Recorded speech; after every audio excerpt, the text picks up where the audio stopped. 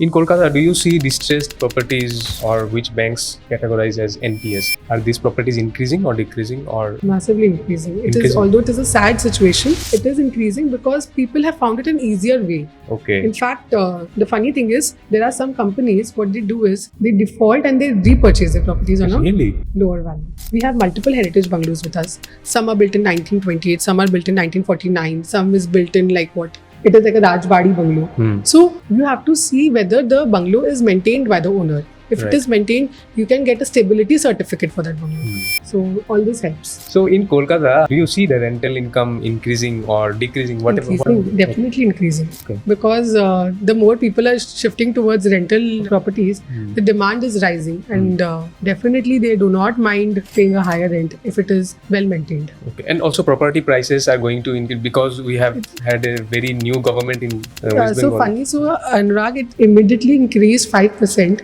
the day the government changed. And in particular pockets, the owners who had come to me for a property for 2 CR, they are asking me for a property for 4 CR now. Means people are ready to come to Kolkata and invest. Absolutely. Right? Now the market is Open. The mindset has become very positive.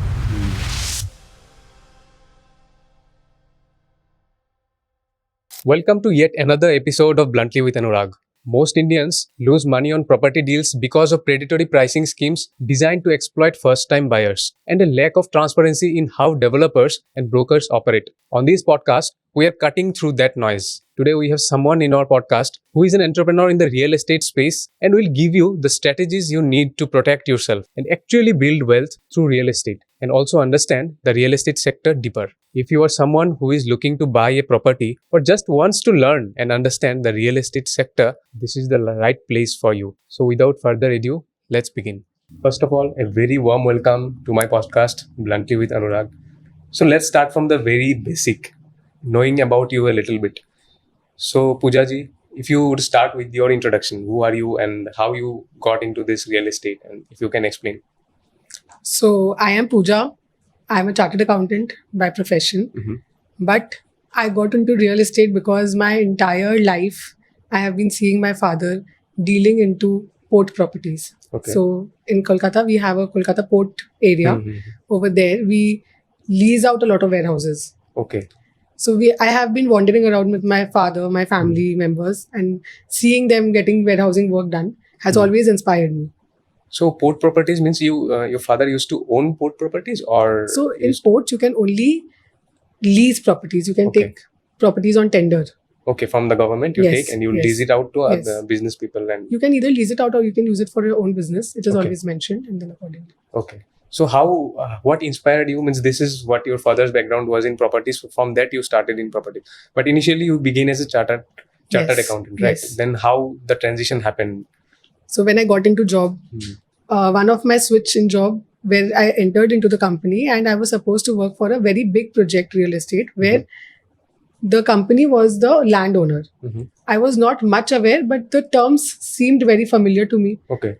My mentor or my CFO, he really took me in charge and he saw that I was very much intrigued with this project. He completely took me in the project and I was handling the entire deal, which was for minimum 20 bighas. Okay. That's a huge chunk of property. Right. That's how I realized that properties have always excited me. Then I got into loan syndication.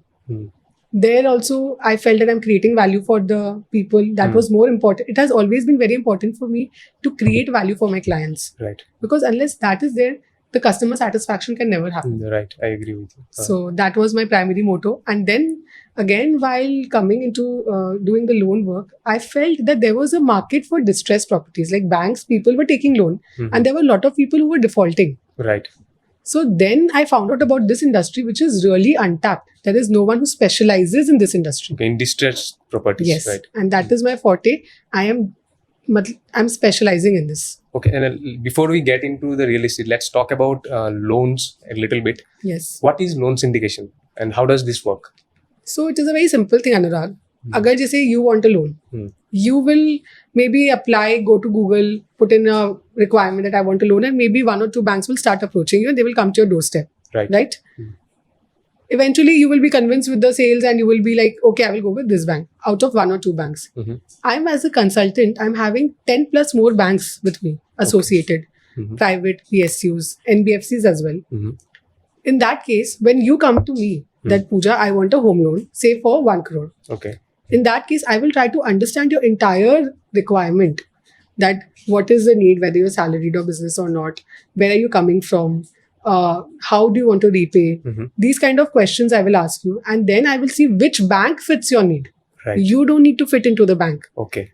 That is where, as a consultant, I will help you to find the right fit. Okay. Because each bank has a specializations. Some banks may be very good in business loans. Some banks may be very good in home loans. So we have to understand that if you are looking for a business loan, you should go for which bank? Maybe a PSU. If you want to go for a home loan and you want it quickly, then maybe a private bank. So why I'm saying maybe is because to each client it differs. Okay. It's their like requirements differ, their situations differ. Yes. So one question that comes is that when you deal with a client, suppose you are making it available to the client, then he can get a loan from this bank. Suppose that client defaults on the loan, then does the liability come to you, or are you answerable to the client in any way, to the bank in any way? No, I am not answerable to the bank because the bank does its own due diligence. Okay. And no, generally, as we say, the intention is more important. All the paperwork is justified, tested. There's a CIBIL score that happens. Then the legal that happens. Income tax returns are checked. Right. Once all of that is done, there is a long paper trail that is being checked. So the chances of the client defaulting is very less, but there can happen circumstances like that. Have you handled such cases? Has it happened with you? As of now, touch wood, none of my clients have ever defaulted. So, we hope none of your clients default. I hope so. Yes. So it will be an extra headache for you as well, I think. Yeah, because then the trust of the bankers also really comes down. They're like, if Pooja has got a client, maybe she's done her own homework. I also tried to get a reference in the market privately to know what kind of person. You do background check yourself. Yes, for the person, I get a personal background check done so that you know what kind of social standing that person has. Okay, great. Okay. So let's move on to the property, distressed properties. So that is maybe a very new thing for even the viewers. And I do not see many people talking about distressed properties. So let's dive deep into it. So how do you source distressed properties and how do you match the clients? How does this happen? The whole process, if you can understand. And if you can also add the name of your company, which the startup that you have, which works solely for this purpose. I recently had a child. He's 2 years old. Wow, congratulations. Thank you. And with him coming into my life, I realized that with loan, there was too many calls that was happening. The whole idea of me not getting into audit was so that I could have some available time and I could think of something new. When Yaksh came into my life, my son, it made me realize that I am actually not solving a greater problem and I wanted to do something different. So this made me realize that this idea was there already in my mind from the past 6 years. Okay. But I never ventured into it because I had no mentor to guide me. Then eventually I met few lawyers and then this idea came and I discussed with them. They were very discouraging about it. Oh, really? Yes, they were like, we have done it. There is no scope in it. We have bought few properties, but it doesn't work out. So out of the conversation, I did not hear, we did not do it. I heard they have bought few properties. Okay. But their experience was not good. See, it requires a lot of hard work and a lot of dedication because the government has a plethora of non-performing assets and defaulted properties. Okay. Now, out of that, everything is not sellable. And maybe if everything is, finding the right buyer is a big task. Big task, right. Because today as a buyer, if you're buying a home, you may want to buy a new property. So that mindset shift will take a huge time. Right. I agree and generally, in those cases, HNIs take the mark by buying these properties for peanuts. Really? Yes. But the thing is, when you talk about distressed properties, automatically a negative kind of connotation is there in the mind. Ki somewhere the property may not be good enough. That kind of mindset is there, right? Still in the market? No. So, yes, the mindset is there in the market that the property may not be good. Someone has defaulted. So maybe there was some vastu dosh or negative energy. But I'll give you a very short example, Anurag. So when I was a child, in my area, there was only one tire shop. And that was ours for the past 20 years. Beside our home, there was a commercial place, where first there was a car showroom that opened. It did not work out. Then again, few other businesses opened up. It did not work out. Okay. After 20 years, a tire shop opened. And till now, from the past 10 years, it's flourishing. And now in our area, we have more than 4 to 5 tire showrooms. Really? Yes.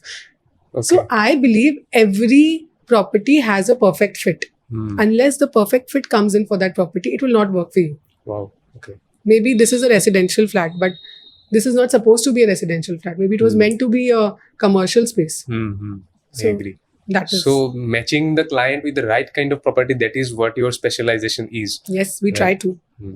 So let me ask you, how do you source those properties, or how do you collaborate with banks? How does this happen? So because of my... let me just Yes, interrupt sorry. you a little bit.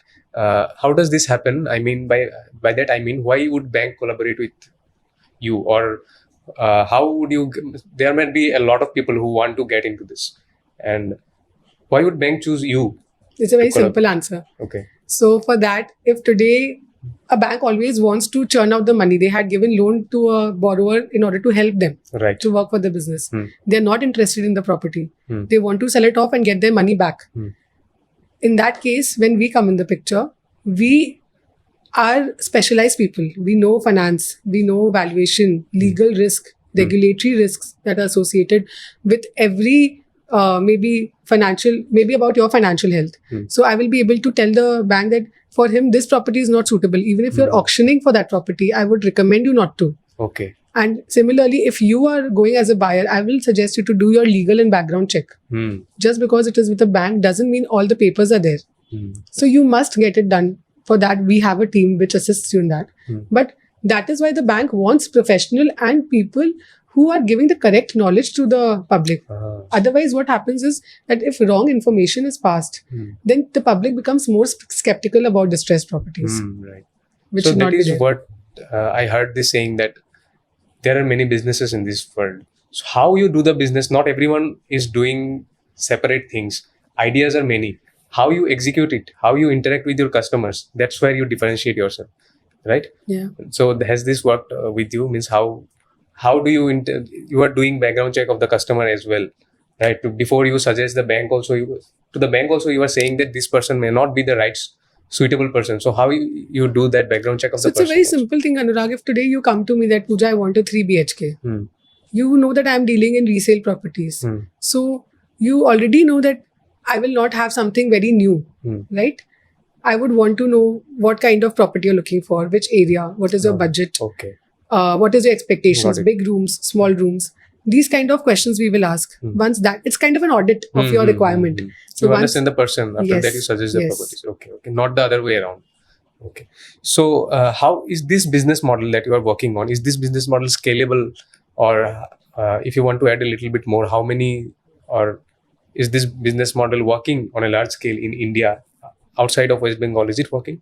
So the opportunities in this business is indefinite because no one, as of now, I know in the unorganized sector has actually gotten into it for specialization. Okay. But in an organized sector, there are quite big firms who are working globally and only dealing in property and investment management. So in this case, what happens is I am even managing your property. If you have a property to sell, we will manage that as well. Plus, if you want to buy anything, we can help you in that as well. Okay. Wow. So it works both ways. So it is a benefit for the bank also. So Yes. you are helping the bank to convert the NPA into a Yes. asset. We are doing a nation service. Right. So let's do a very basic thing about NPS. How does a property become a non-performing asset? As you said, you came to me. You said, Pooja, I want a loan. I got your loan done. And after maybe 1 year of servicing the EMIs, you defaulted because of some or the other reason. First of all, your account becomes standard after a few non-payments. However, if you continue to make non-payments, then your property becomes a non-performing asset. Okay. and then it is seized by the bank. But it is not as simple that the bank will say, you have not made 12 EMIs payment, I will come and seal your house. That's not how it works. You're given multiple chances to repay. You're given multiple chances to settle your account. You have to come and give an answer. There is a dispute resolution tribunal. Then there is a complete act on it, SARFAESI Act, according to which the rules are given. And then the banks are supposed to seize the property. So there is a symbolic possession first. They ask you that we are giving you some time to vacate the premises. In that case, if in that period you can even repay the loan and get your possession. However, in case you still aren't able to do it, then the bank is forced to do a physical possession. So it gets a DM's order and then it seals the property. Okay. So what kind of price difference? Suppose you have said that more HNIs are investing on those properties and they are getting it for dirt cheap price. Yes. So they are the smart ones actually. Absolutely. So realistically, how much of a price difference can one expect? Suppose someone is going to buy a new property and he finds a better distressed property and he's going into that distressed property, then what kind of price difference can he expect? If you can I can give an example. Yes, right. I can give you two examples, in fact. One with a residential and one with a commercial. Sure. So there is a property which we got in Baliganj, which was a 4 BHK and approximately more than 2,000 square feet. What should be the valuation for that? 2,000 square feet. So I have no idea. So the resale price in that area is minimum 15,000 per square feet. Okay, wow. Minimum. That much? Because it is a resale. So 15,000 per square feet is normal in Baliganj area. Okay. And we have the same property for 10,000 per square feet. Oh, wow. There's a huge difference. 5,000 per square feet difference. It's 1/3 of the price. So, but however, this is not a bank property. This is a client property which we are managing. Okay. In case of bank property, so over here, I will just finish. So, a lot of people come in skepticism that why is it so cheap? There must be some problem, right? That question I answer for you before you even come into the picture. I will do my own homework. I will find out why is it so cheap. Is there any reason which you need to be aware of, legal risk? In case there's nothing, or any compliance risk. If there's nothing, only then we list it in our database. Okay. Otherwise, we don't. Okay, so that much work you have to do before you hand it over to the client. Yes, before we suggest. And then in bank properties, I can suggest you that there can be a difference of as good as 10% to 50% of market value. Okay. 10% to 50%? Yes, we got a commercial office done in Bhawanipur area where the market value of the property was approximately 2 crores when the borrower had taken the loan and everything. And the auction price was 86 lakhs. Okay. Wow. So the recovery a huge difference. Yes. The recovery of the bank is not much. It's not earning anything over here. However, it's trying to write off its debt. Bank is just trying to convert the NPA into a whatever asset. They're mobilizing the capital.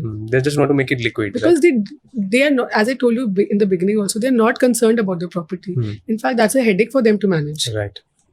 So what kind of buyers do you see? There are some people maybe investing on the property. What kind of buyers are buying the distressed properties? Investors or traders or end users? If it is commercial, what kind of buyers? If it is residential property, what kind of buyers? So or separately, if you can tell. So for commercial, mostly we have investors, HNIs that we say, and developers. Okay. Because we have a lot of land and building, where the building superstructure is very old. So they purchase it. Anyways, they're getting it for 50% of the market value. So they purchase it and they demolish and make whatever they want to. This is for most of our commercial properties.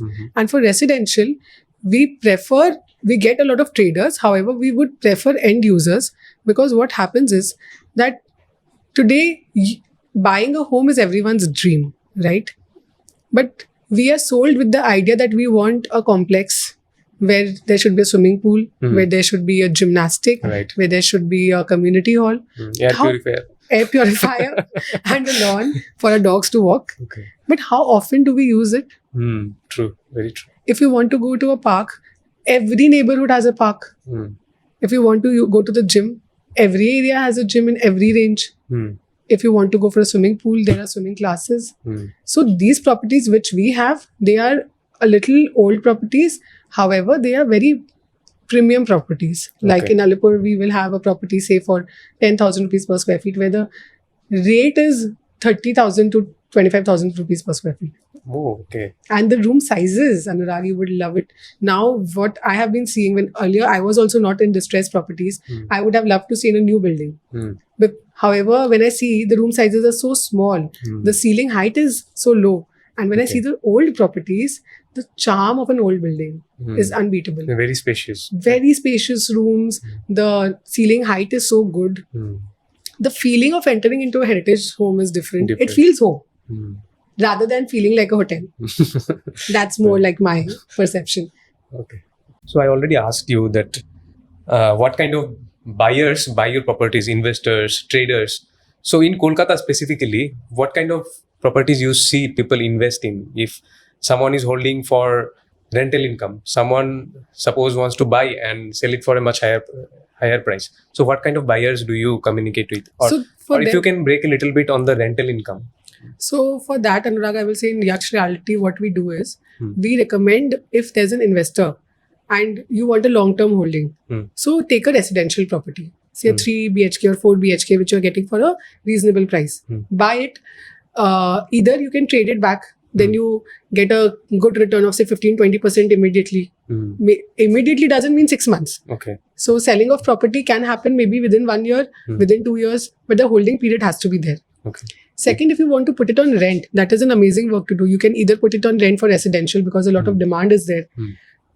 Now that the government has changed, people will be coming in more, companies, employees that way. And second, if not, what you can do is you can always put it up for commercial. You just need to get one flat sanctioned as commercial. That's much more easier than getting an entire building commercial. What is the percentage of rental income in commercial? So in commercial, we can expect a basic of 9%. Really? Yes. That's higher than FD. Yes. Absolutely. I have never heard this much percentage in rental So we income. have a few return on investment deals, we say. So in Yaksh, we have 2 to 3 ROI deals, which comes to us. 9% is the best rate. Why I'm saying is so. If it is more than that, you have to make sure why is a person paying a high rental. Okay. And that rent should come on time. You have given someone a place on rent and for 6 months, the rental income is not coming. So it is a loss for you. Right. You are getting an income of say 12%, but the income is not tangible. So it's better to get 9%, but get that money in your bank. Okay. So in residential, what is the percentage of rental income one can expect? Highest percentage in Kolkata that is going on right 10%. now? 10%. And the lowest? Lowest 8%. 8%. But means in Kolkata, rental income is much higher. Yes, because... for residential, you're saying, right? Yes, for residential. Because now the concept in the new generation has changed rather than taking a home loan. In fact, one of my client, they were a mother and 2 sons. The mother was very keen on buying a flat so that she would have something for lifetime for her sons. However, the sons were very skeptical. They were like, we are just in college and we may or might not stay in Kolkata. Why take a EMI burden? Right. So for that also we worked out a very good idea. If you are an investor, put in some money on FD. You get an interest and then you take a property on loan and that interest is serviceable with your EMI. Okay. So this calculation we have done.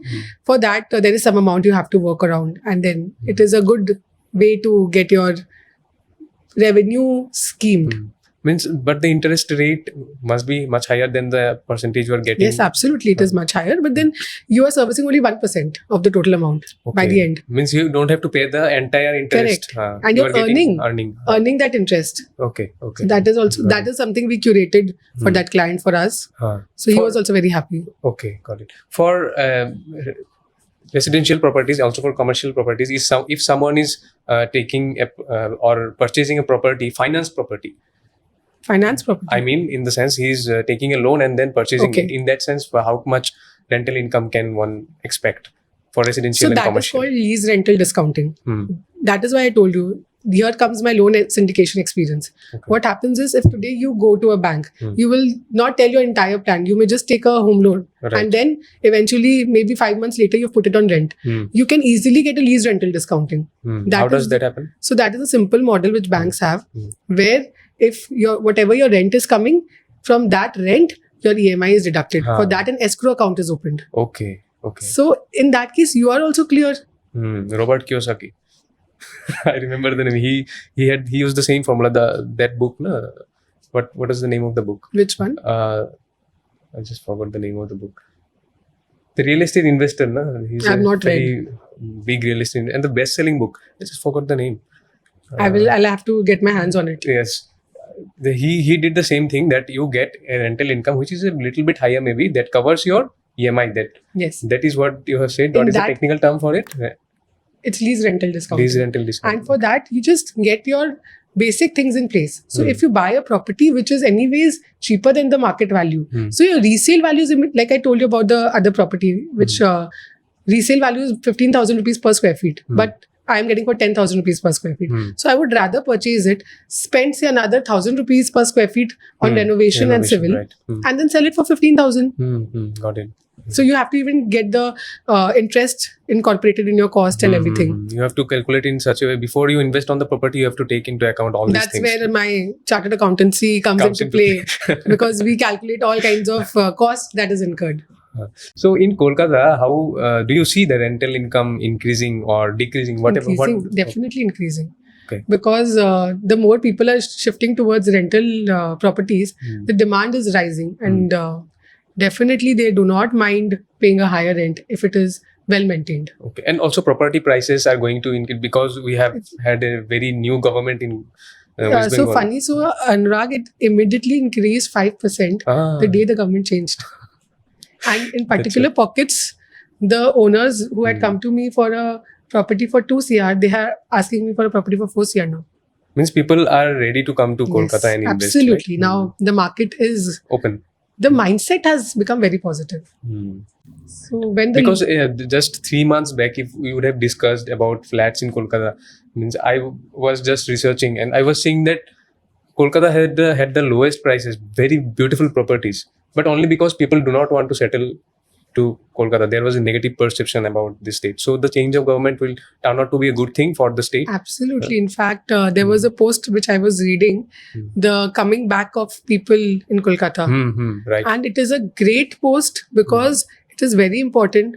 Earlier, people were staying back only because of their family and inheritance in Kolkata. Now, people will be coming here for work opportunities. As you said, there are a lot of people who are into real estate. But the kind of real estate I am doing, it is so different that I do not need maybe 10 clients to work for me. But I need that one client who understands what I'm trying to sell. Right. Wonderful. So what kind of misconceptions about, if you can just mention a few, 3-4 misconceptions people have about distressed properties and why this misconception should change? Major misconception is that if it is a bank property, there is a Vastu Dosh. Okay. Yes, because that has always been coming up to me whenever residential home end users are coming.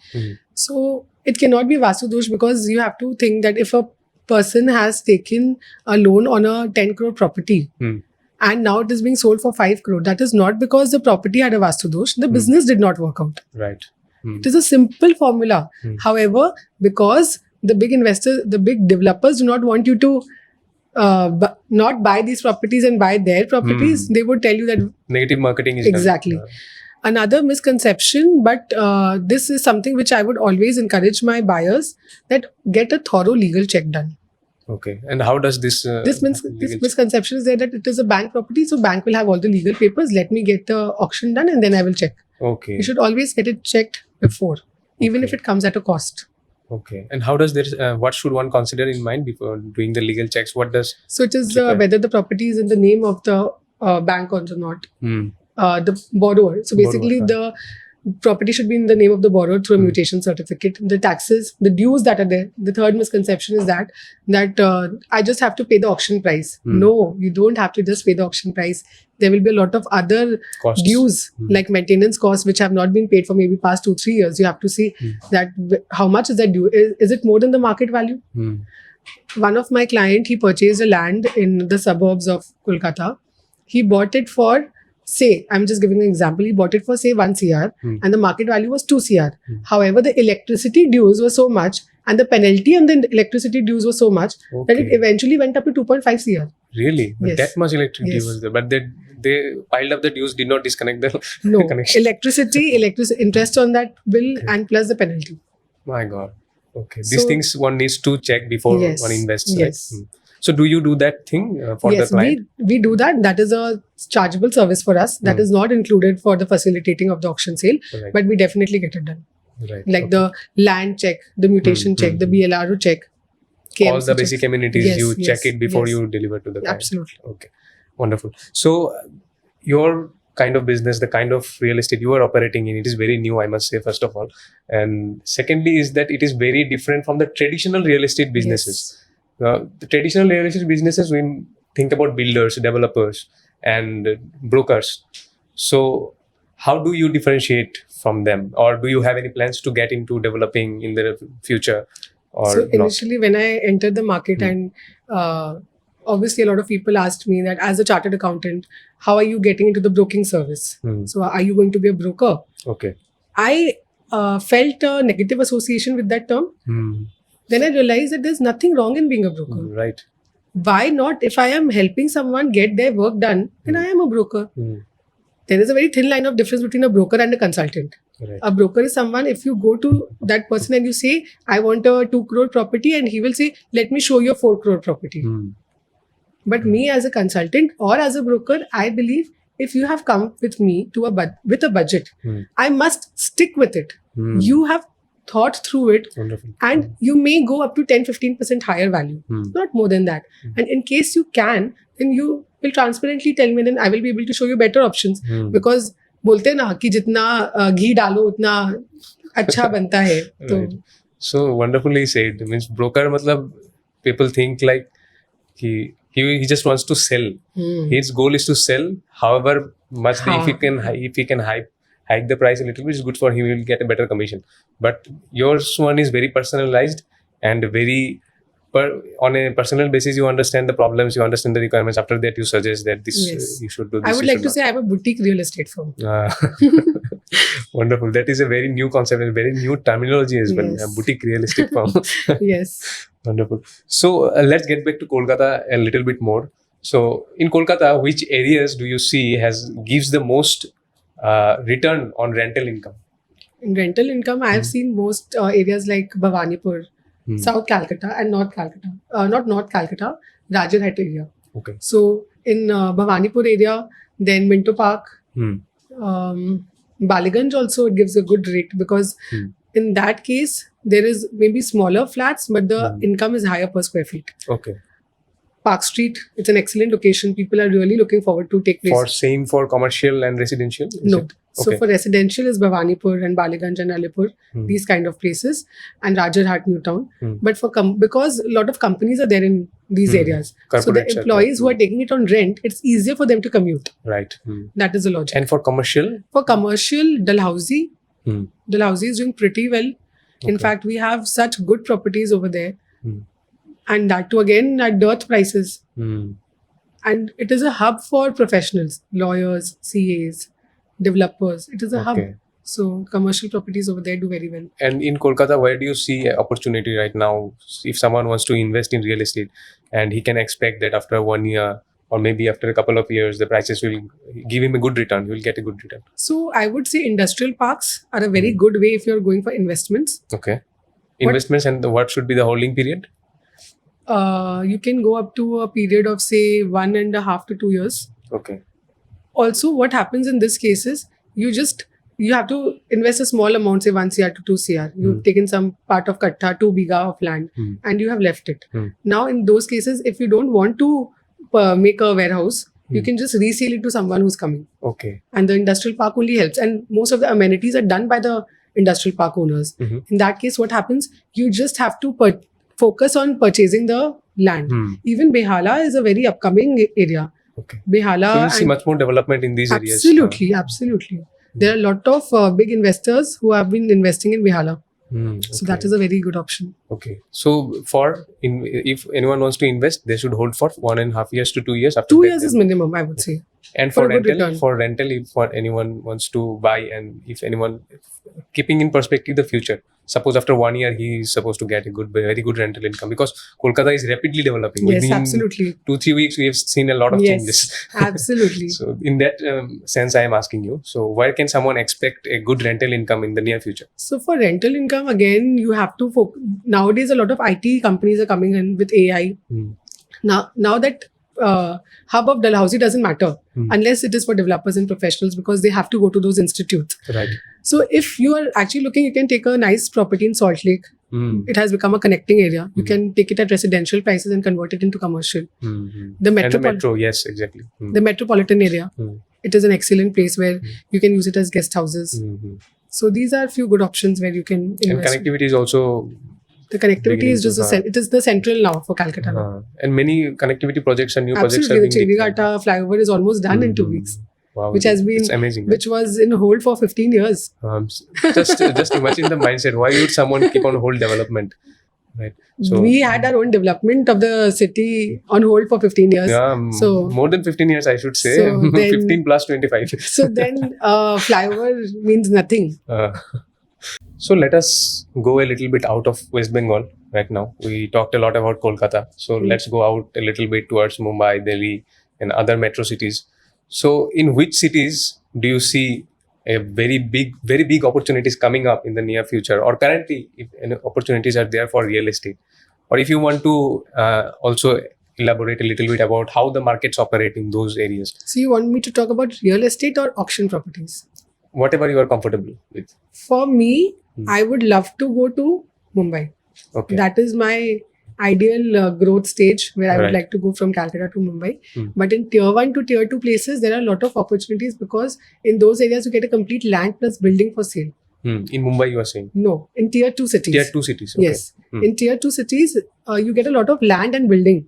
So then that dream of a person getting a home, you get a land ownership as well. Because tier 2 cities, it is much more spacious, and less congestion is there. That's why. However, for me, it would not work much because of our ticket size constraint.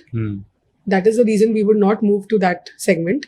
However, for me, the ideal growth is towards Mumbai, and it has a plethora of opportunities given that it is expanding towards Pune. However, for auction properties, Delhi and Gurugram, Noida side is a boom.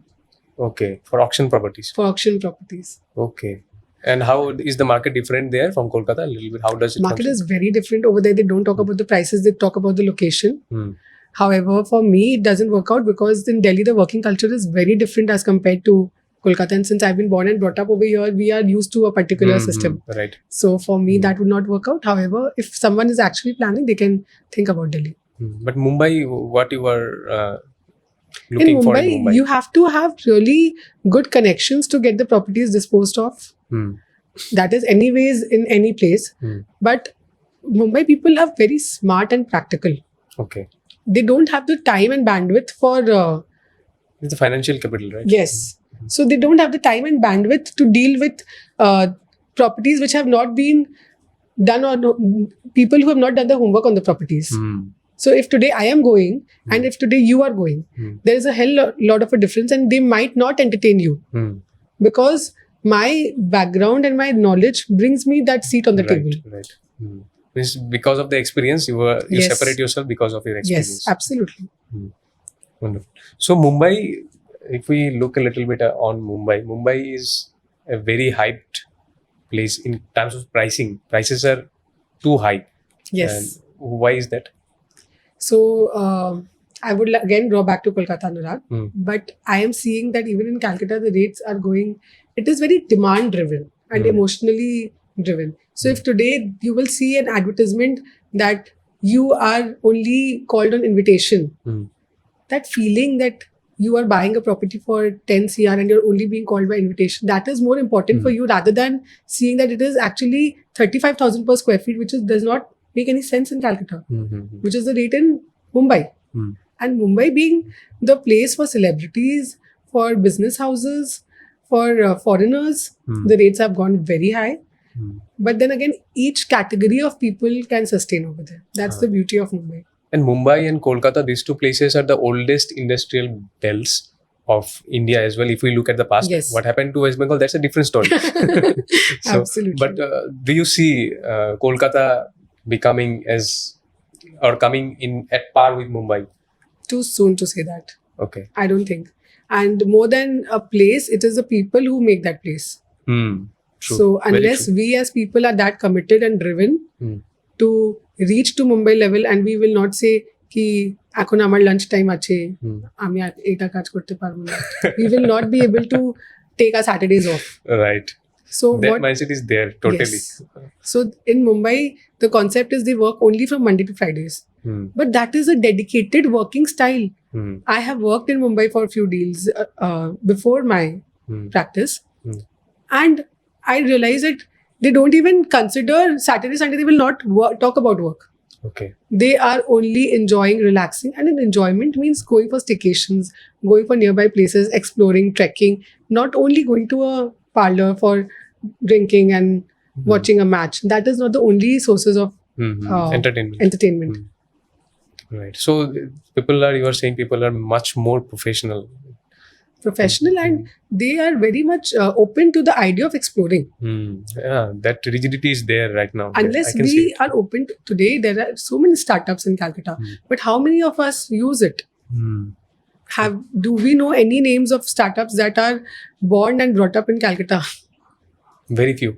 Very few, and they don't sustain because they don't get that kind of encouragement. Very true. That kind of culture, startup culture, is still not there. That mindset has not developed here. And Anurag, I'm just diverting from the topic, but since we started off over here, I would like to say a lot of people say that we are a startup. But what is a startup? That is very important. A startup is an idea which is out of the box. Okay. Which is not existed in the market. Okay. Today, if I will say my Yaksh reality is a startup, it is not. Distressed properties, auction properties has always been there in the market. It is a part of real estate. Or maybe less explored real estate, but it is a business. Idea is not new. Yes. A startup is something like Zepto, like Blinkit, like... Now you cannot even call them startup because yes, they have become so big. However, when they came into the market, that idea of licensing only between the facilitator and the buyer was not there. That idea was not there. Exactly. That idea that if today I'm sitting here, I can order from Salt Lake and only momos was not there. It was not there. True. Now they're so used to it. So, distressed properties, when you mentioned Gurugram, then Mumbai, the distressed properties were always there. And when we talk about tier 2 cities, can you mention any name or any particular cities which comes to your mind? Jamshedpur. Okay. Jamshedpur has a plethora of properties.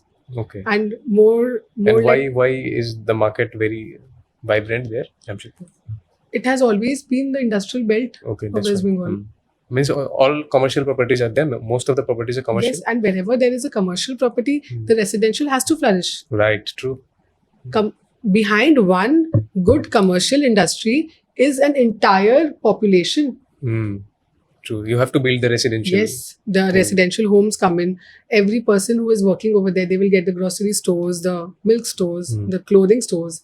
Everything is attached. In Kolkata, do you see distressed properties or which banks categorize as NPAs? Are these properties increasing or decreasing or? Massively increasing. Although it is a sad situation, it is increasing because people have found it an easier way. Okay. In fact, the funny thing is, there are some companies, what they do is, they default and they repurchase their properties on a lower value. Really? And there is no legal framework to tackle that? There is a legal framework, but then again, there are loopholes, which we as professionals only help them to tackle. Wow, that's a wonderful point that you have said. Is there in doing this intentionally? Some are doing intentionally. However, I would like to mention, Anurag, that this intentional default is only 10%.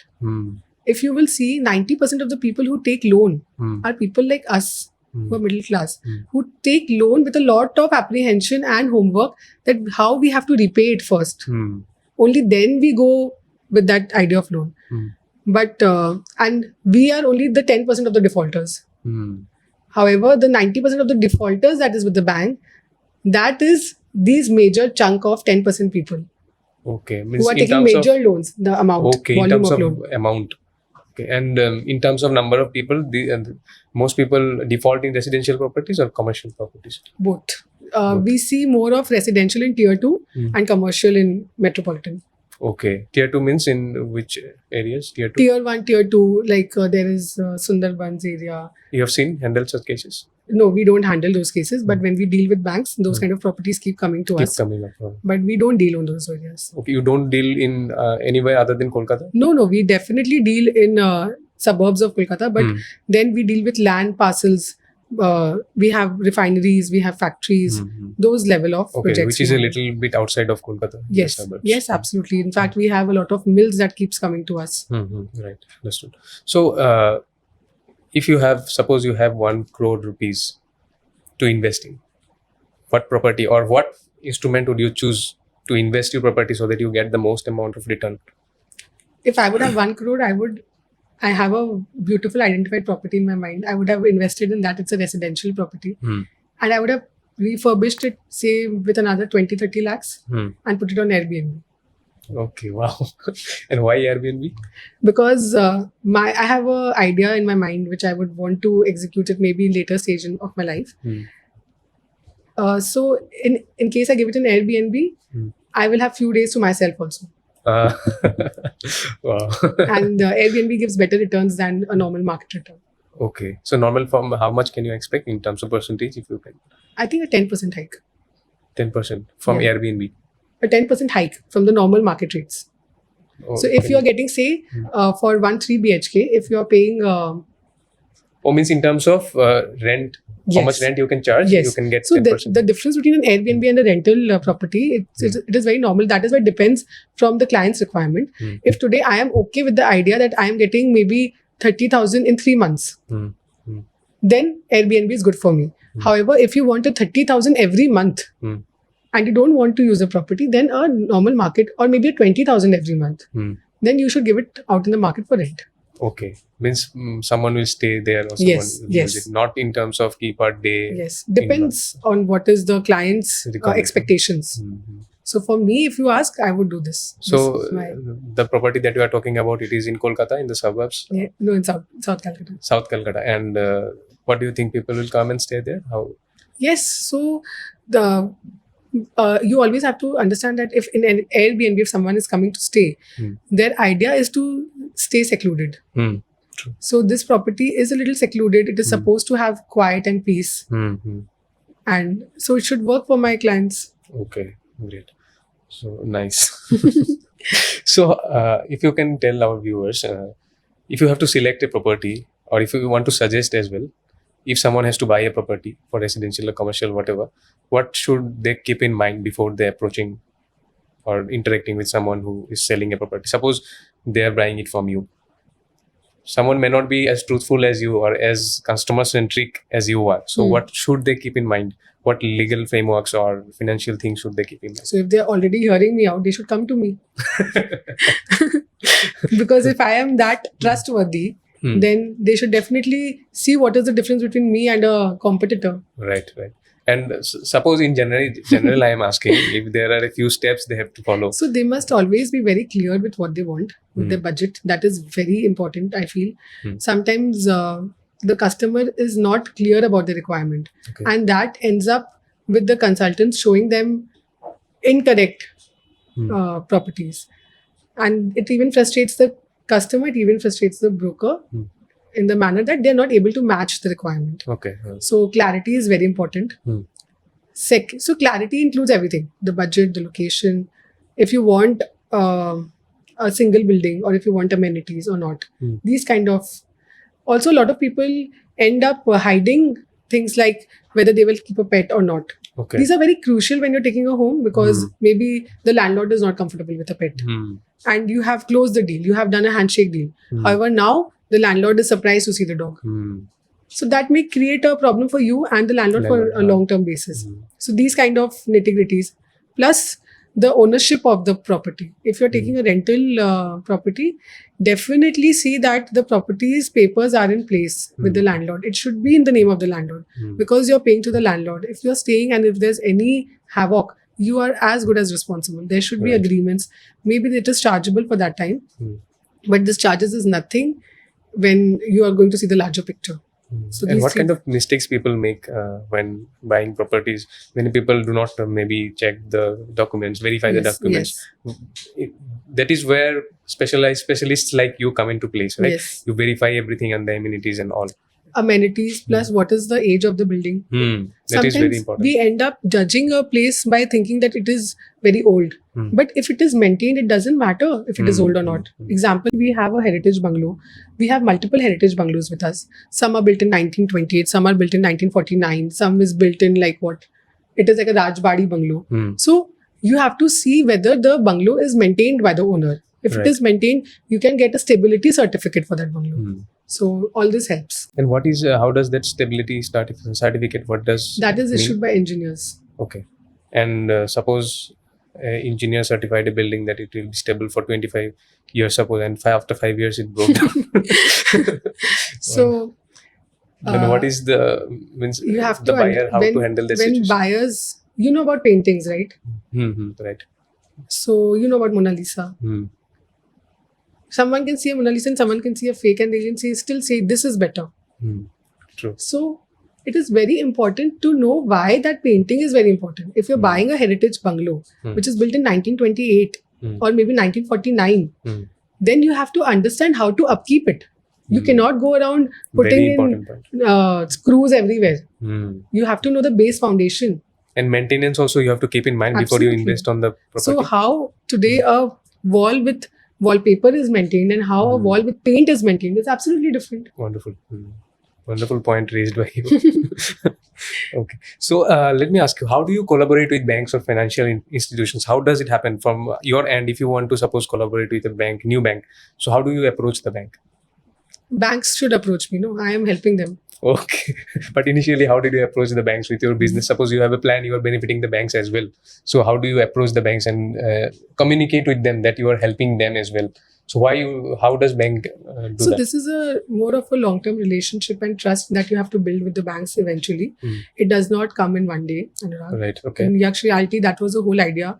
Luckily, by God's grace, in the past 1 year, we have closed 4-5 deals, which for us is a good amount of trust placed by our customers to us.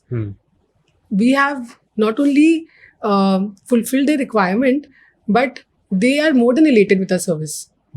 For example, you came to me and you were just looking for a small office of 700 square feet and your budget is 30,000 because you want it in Park Street or Bhawanipur. And if I can get you something in a maybe 50,000, I can get you 1,500 square feet. And if it works for you, it works. And that client of ours has actually done 2 businesses in the same place, which he was not planning to do. Okay. So that is a benefit for the client as Yes, well. And we you have built your always trust. think how we can create more value in every square feet. Wonderful. Wonderful. What things do you see needs to change in this real estate sector in terms of rules and regulations or the mindset of people? So regarding rules and regulations, there's not much to be changed because it is a process and it should be followed. It is for the betterment for the borrowers also, for the organization as well as the buyers. Anything in particular that needs to evolve, any rule that can evolve and help both the buyers? It is actually more of a legal rule that is based in the courts, that the borrowers should not have the right to take a stay on a property which has been physically possessed by the banks. Okay. Because if you have defaulted, you have actually played with the public's money. And then getting a stay on the property which is sold by the bank is absolutely wrong on all levels. So courts give stay on Courts properties? give because it is a citizen's right. Okay. But they have already defaulted. They should not get Yes, you a they stay. should not. Bank already give them sufficient time. Yes, and then they use these laws to just to kill the time. Right. They know the order will never be in their favor. However, to just avoid and waste the time and the resources of the bank, the system. So this is something which should be avoided. Should be changed. Yes. Because And- once you have defaulted and Yes, bank has given you, it absolutely. should automatically be transferred to the bank. Absolutely. You were given a chance to repay the money. And in terms of mindset, I feel it is very important that homeowners or people who are buying properties for commercial, they should look after this option. See, very frankly, if today your grandfather had to buy a property at that time, would he see for the vastu or the energy or the what? These I think these things are more of a delusion than vastu and so it has always been there in our Vedas. that you should sleep in a particular direction. You should do puja in a particular But direction. people have exaggerated it in... Exactly. You don't have to go superstitious about it. You must follow it to an extent. And if something is wrong, maybe for me it has not worked out. Maybe for you it might. Right. So just explore options in this angle as well. And always something which is old is not supposed to be thrown away. True. So where do you see Yaksh Reality in the next 5 to 10 years? What is your vision with Yaksh Reality? For the next 5 years, I would say, Anurag, I am definitely planning to get just focus on auction properties and property management for my clients.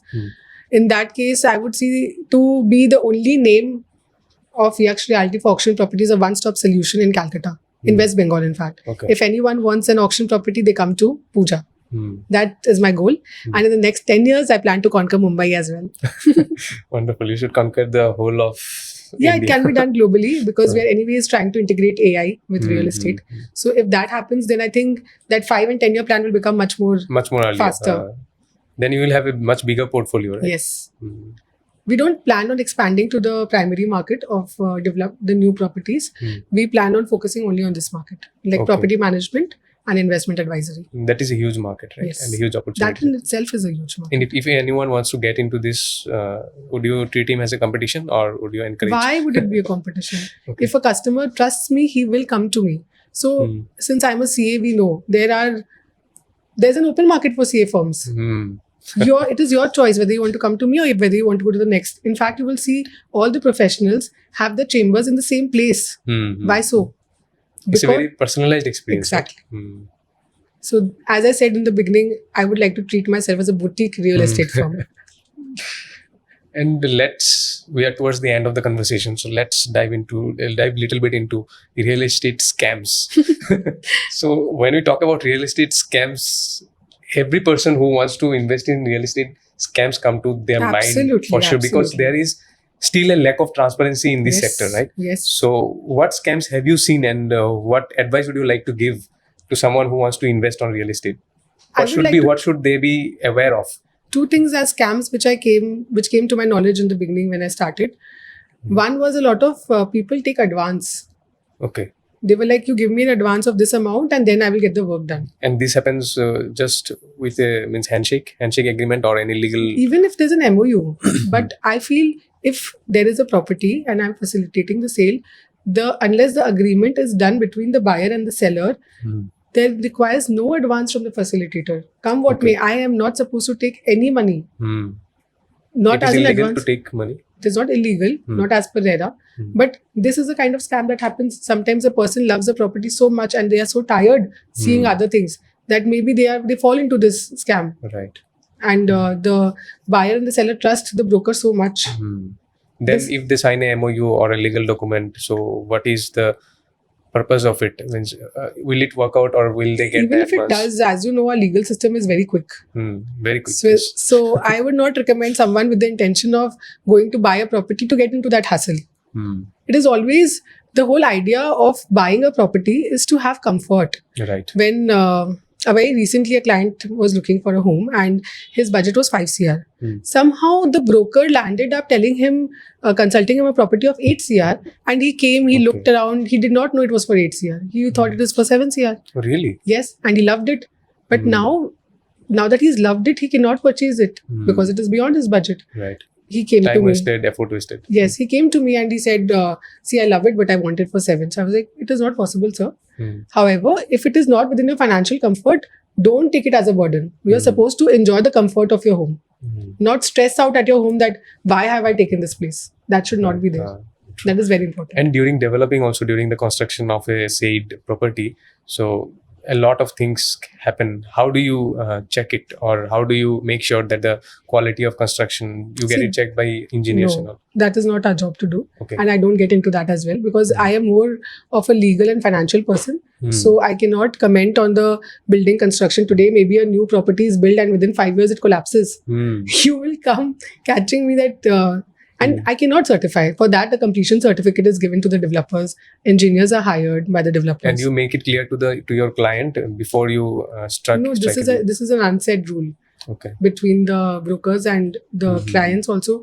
They know what is our job, but sometimes they don't explore much of our job. Like they know they should ask us about the legal risk, Right. about the maintenance costs, Right. what is there, any taxes that they're supposed to do. Hmm. Every year they're supposed to pay a mutation, the registry cost for the So flat. these or land. expenses, most people do not consider before investing. Yes. Now, there is a certain expense that goes, and it is not a Small amount. Yes, and it is a recurring amount. So maybe it is a small amount, say for 1 or 2 lakhs, but it is every year.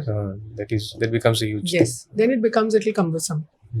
So how do you tackle if someone has purchased the property and comes to you after a few years, maybe, that you have sold me this property, but the condition of this property has deteriorated, or you take no responsibility as such? I cannot take responsibility. How do I know whether you have stayed in that property, say, for 3 years? In those 3 years, what was the discussions between you and the owner? True. How what would has happened during those 3 years? You don't know. I don't know whether you have partied every night. So that I cannot take the onus for that. I will definitely answer the call. I will be empathetic towards it, but that is not my job to do. Right. So buyers should keep these things in mind before investing. Buyers should always see the condition around, whether there are damps, and if those damps are treatable. So if you like a property, get your interior designer or a civil engineer, get it tested. Maybe it is an additional cost, but later on, as you said, after 3 years, he will know where he will stand. Right, exactly. So this awareness is very less, I think, in the buyers also. No, the awareness is there. Okay. But there is a cost associated with awareness. So at that time, people tend to miss on that. However, it is a long-term investment, I feel. Yes, but that legal check and that check they do not want, or the quality of the construction, they do not want to do. Because they think that it is like an extra expense, but they should do it, right? It is a part of your investment, which you're buying the flat for. It is a part of that. Once you get that engineering cost done, that legal check done, add it to the cost of your flat, or your home, or your commercial property. Yes, very wonderful point. So we are towards the end. Just a few more things I want to know from you. Absolutely. So if anyone wants to start, since this is a huge opportunity, and many entrepreneurs may be watching, those who want to get into real estate, and if someone has a very less budget, suppose someone has 10 lakhs, how he or she should get into this distressed property thing or real estate as such? Where do you see opportunity, or can he or she, or what is your opinion on that? So see, it is not more about the amount that you have. See, with 10 lakhs, you cannot get in as a trader or investor.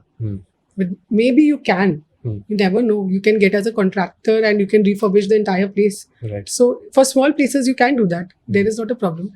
There are so many verticals within real estate. Like, as I told you, there's a primary market, there's a secondary market. Then within those markets, there are multiple verticals. So where you want to get into, whether you want to get into the marketing, whether you want to go into the digital marketing, whether you want to go in the database management. So what is maybe you would not require any money to do it. Only basic, say 20,000 per month or 50,000 per month. But then that will give you returns also like that only. You cannot expect by investing 10 lakhs, you can earn 1 crore. That is not possible. And if you are earning, then definitely come to me. Because that is not possible. And it is not a great idea to do it. That is like falling into trap. Right. There is a chance that he will lose his initial capital as well. Yes, absolutely. Because it requires a lot of experience. I feel that real estate, you have to build these relationships, and it is not a short-term thing. Yes. Right? You must have heard about same property being sold to multiple people and nobody is the owner. Yes, this type kind of These cases kind of scams happen a lot. Yes, it happened before the digital era. These things so even happened today, a lot. a client came to me and he was like, I have a land and all, and I want to sell it. So I was like, okay, everything looks great. What is the hiccup? So he said that there's some scam that some of my brokers sold it to multiple people and there's a case. So I said, okay, not a problem. You give me all the papers. Let me get the legal checked from my team. He never came back. Okay, that means he also wanted to do the same thing. Maybe or maybe not. But that, as I said, that expense is sometimes a cost for either the seller also. Yes. It has to be borne. For the background verification of the absolutely. property. So that property is not listed in my database. That is how rigid we are about our property listing. So wonderful talking to you about all these things. Thank you. Same here. So you have been in this entrepreneurship journey for quite a long time. First you were a CA, then you were in loans, then real estate. Yes. So what has this journey taught you? This journey of entrepreneurship taught you in terms of decision making in your personal life or taking risk in your personal life? How it has shaped you, I want to ask. One is patience. Patience and consistency is the key. There is no two ways about it. You cannot say that tomorrow I want to sell a property and why is it not being sold? You have to have that patience and you have to show up every day. That is there. You might have good days, you may not have very good days a lot of times. Right. But then you have to wait for that good day to come. That is one.